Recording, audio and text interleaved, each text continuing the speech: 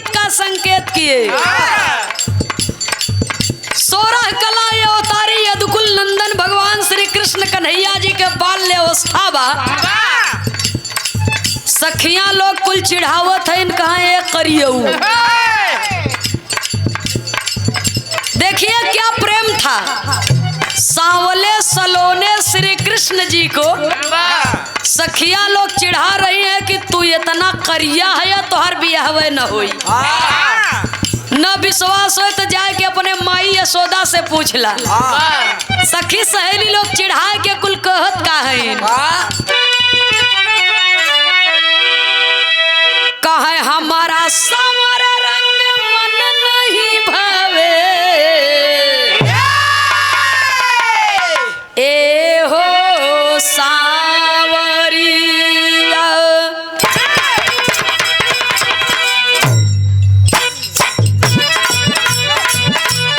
हमारा समर रंग मन नहीं भावे ए हो सावरिया।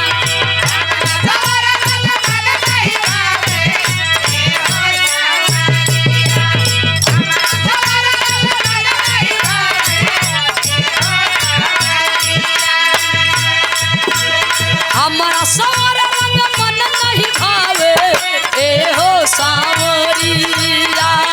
तो कन्हैया भगवान कहे दिलवा में जगह दे दे, दिलवा में जगह दे दे, का करी गोर करी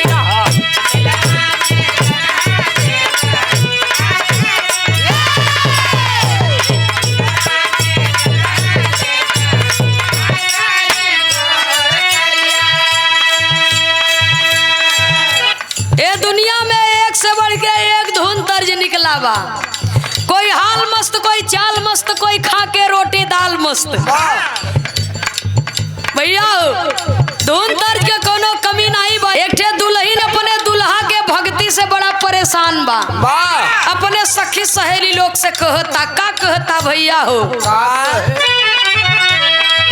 रहेलीन सखी रे नव दिन सखी रे रहेलीन सखी रे।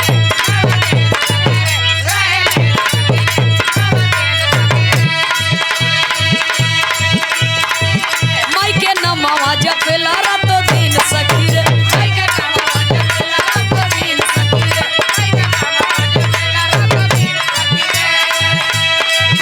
रहेलीन सखी रे नव दिन सखी रे, माई के नमवा जपेला रात दिन सखी रे। भोरे में मंदिर के खोले के वारी सखी पियवा पूजा आए हरे सखी पियवा पूजा सया जा।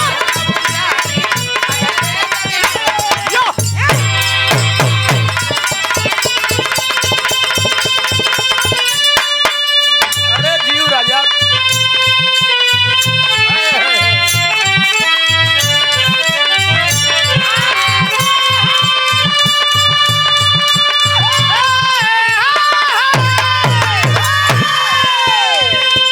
अरे केहू का बिगारी जी राम न बिगड़ी है जेकर केहू का बिगाड़ी। लेकिन 1000 का एक बात बा भैया।